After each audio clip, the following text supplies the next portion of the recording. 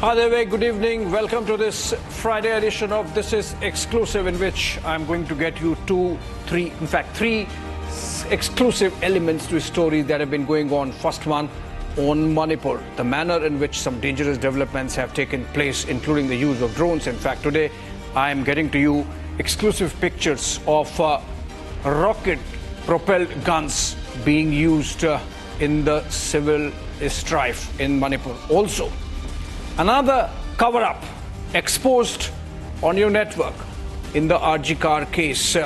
What all the Mamata administration did just to make sure that some people get away with murder, literally. And of course, some exclusive pictures of India-France naval exercises. All that and more. Let me get you the headlines first.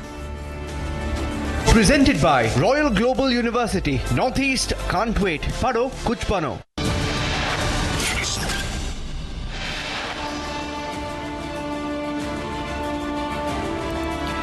Second rocket attack in Bishnupur district of Manipur. 2 structures damaged by the rockets.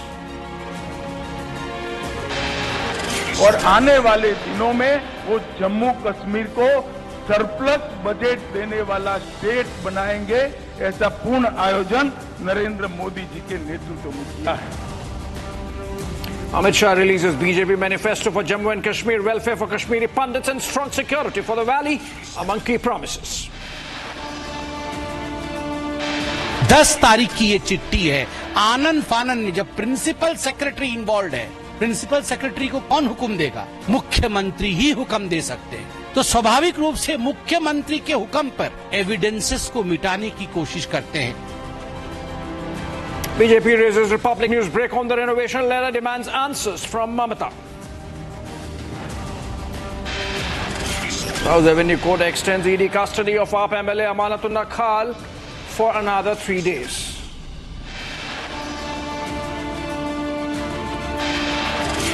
India records highest ever medal tally in Paris Paralympics. Praveen Kumar wins gold in high jump.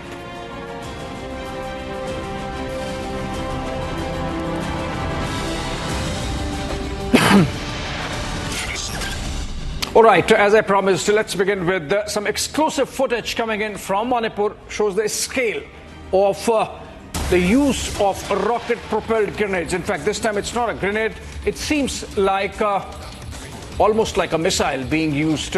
These are exclusive pictures of insurgents in Manipur using those missiles and those catapults to throw those missiles into villages. And these are exclusive pictures. We are attributing them to Manipur police, in fact. So these are authenticated, and these are dangerous weapons in the hands of Manipur insurgents.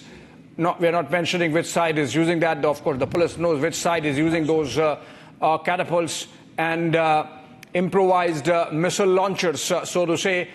We have seen over the last 1 week. See the missile. See the scale.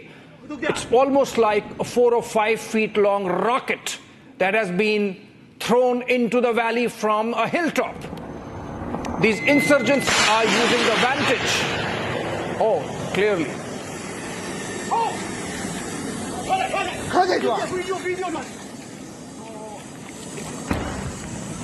Yeah, you have to play this picture again to understand how big the strife has become. It's not just civil strife with troops battles. This is clearly taking the shape of warfare with drones and missile launchers being used, improvised missile launchers being used.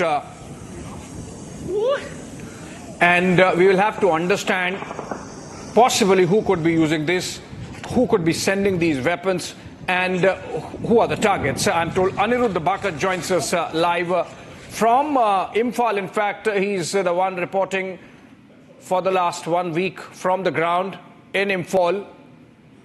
And Manipur and Anirudh, I believe you have sourced this, and please tell us, who are these insurgents possibly, from which location these pictures are coming from, and who were the targets of this missile attack? Seems like a very improvised missile launcher And is this the first time that this scale of weaponry is being used?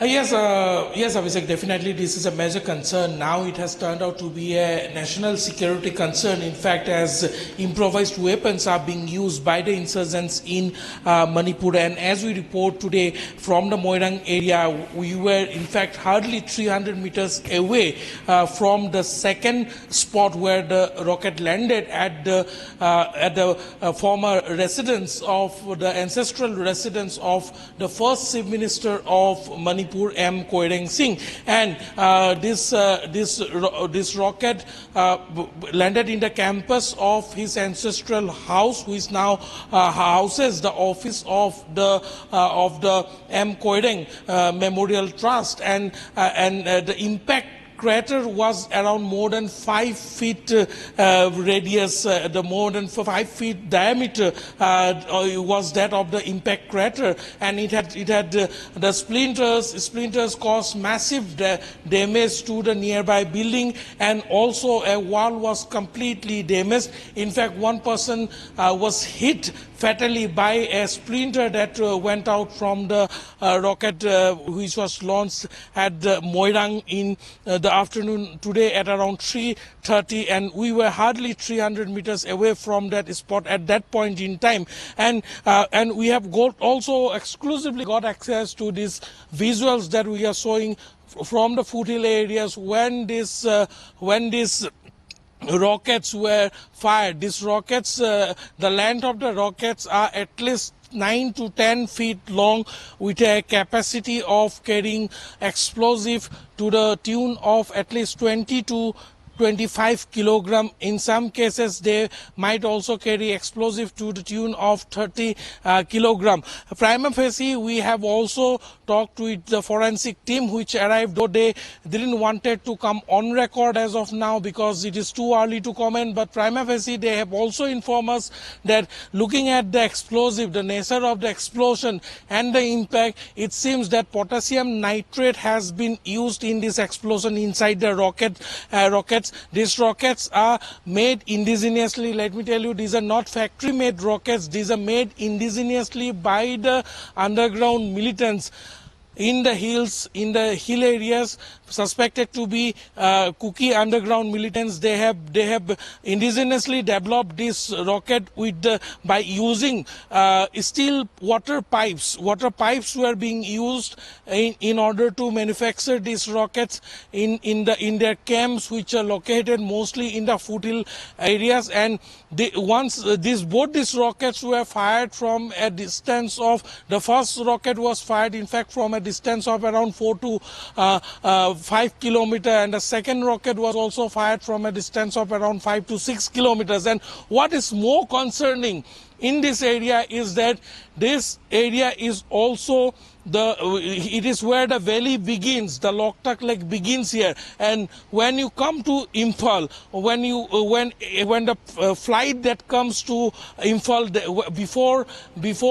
before making the final landing at the Imphal airport, yes, all Anirudh. the flights fly at a very low flying zone in this area, and with such rockets, high-range rockets being fired in this area, it is a major safety concern now. And also, let me tell you a fact, Abhishek, that the second rocket landed hardly 300 meters. Anirudh, these are dangerous portents, and you rightly mentioned that this could prove dangerous for even civilian flights. In fact, it seems that there are elements who are helping these insurgents improvise weapons to a level that rockets can be converted into missiles of this scale. Anirudh mentioned going up to 8 or 9 or even 10 feet long, carrying explosives of the order of 20 to 30 kilograms.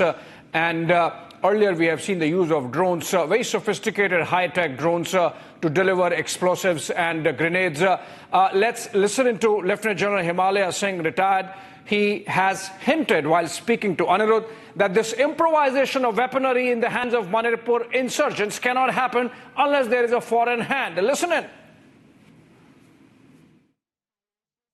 Which is inimical to India will try and exploit the fissures and various problem areas as far as northeastern India is concerned.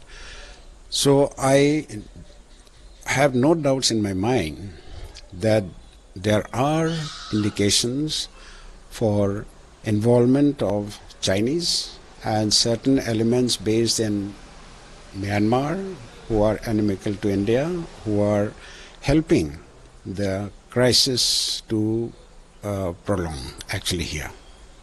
There are also talks being said that the US is also somehow involved in creating the disturbances, particularly if we talk about the pro-democratic forces, the CNF or the PDF in Myanmar. They are openly being backed by the US.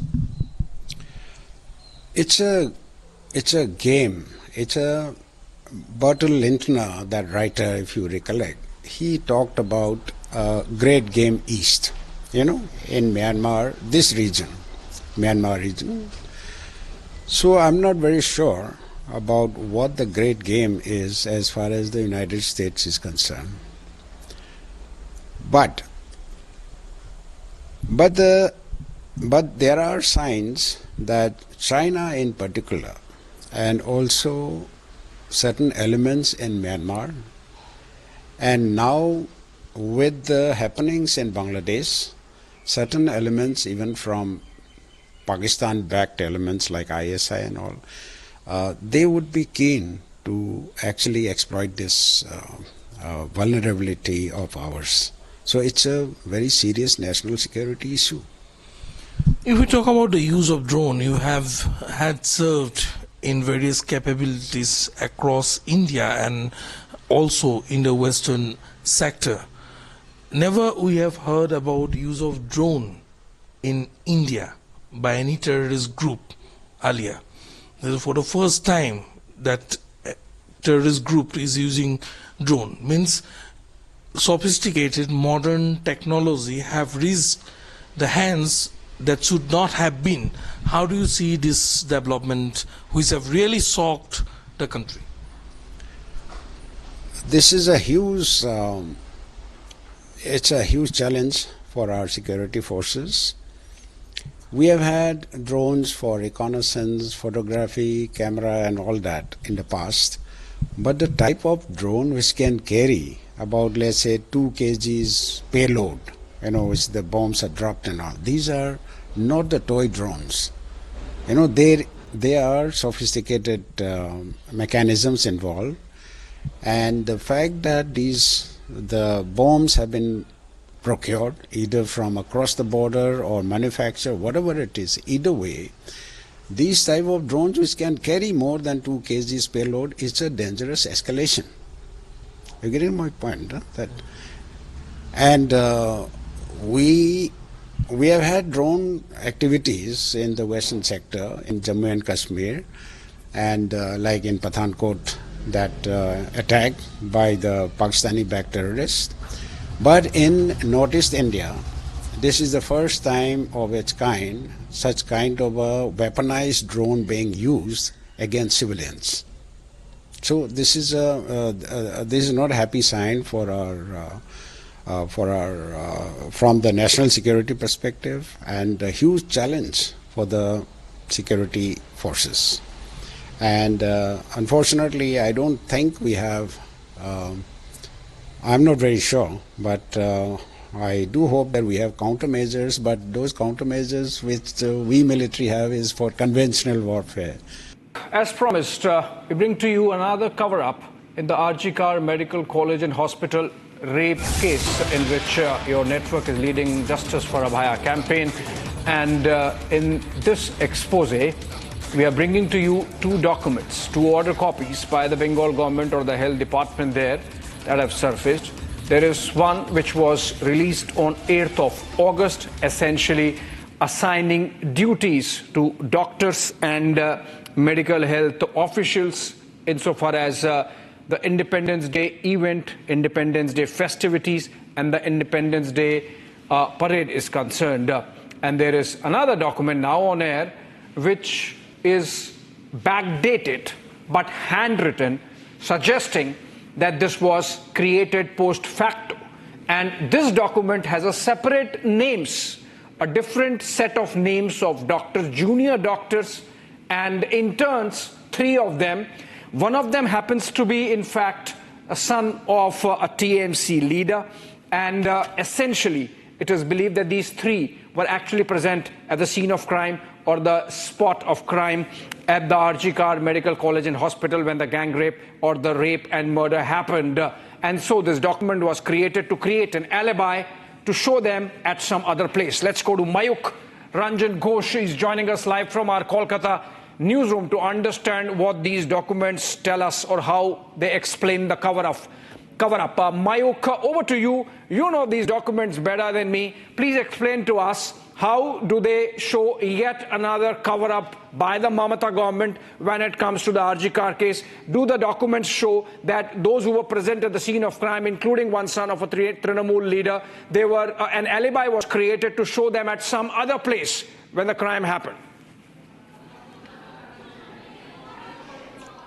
Well, Abhishek, the first name here is Abhig De. Who is Abhig De? Abhig De is one of the doctors who was seen in the seminar room viral footage. Abhig De, an outsider at RG Medical College, is actually a Trinamool Congress guy. He was the Trinamool Congress Students Wing, Medical Wing, Dr. Cell President. He was the mentor and chief of Trinamool Congress Junior Doctors Association. What was he doing in that morning was the biggest question. But after this notification has come, it's clear that he was supposed to be present in RG Hospital for the Independence Day Parade rehearsal at 5 a.m. So is it possible that Abhig De was present in the crime spot or at the site of the crime at around 5 a.m. in the morning? Remember, Abhishek, according to forensics, Abhaya was killed at around 4:30 to 5:30, precisely 4 a.m. to 5 a.m. So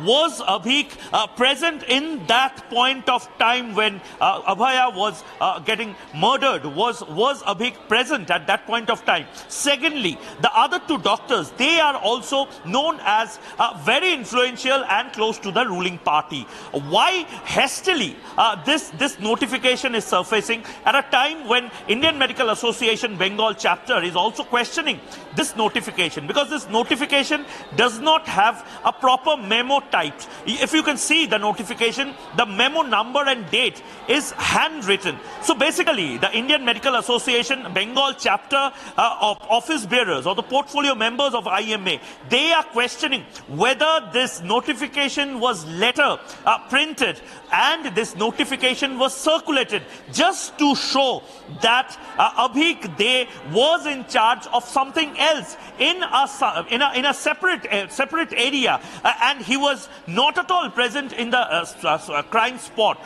So IMA, in fact, that's a breaking news also, IMA in fact is demanding mobile tracking of Abhig De, mobile location tracking of Abhig De as well. So basically, this particular character was very close to the ruling party Trinamool Congress, who was very big name in the health syndicate according to opposition, may become a key suspect if police or CBI just find out these things. Right, Mayuk. Absolutely blatant and preposterous manipulation of government orders just to create an alibi for someone the government wants to protect, to a level where the Indian Medical Association's Bengal unit, in fact, has sought some explanations from the government. In fact, sought tracking of Abhig De's mobile phone records and data. All right, on that note, we slip into a short break. Couldn't get or couldn't fit in the India-France naval exercise videos in this one. You get it in the next one after a short break.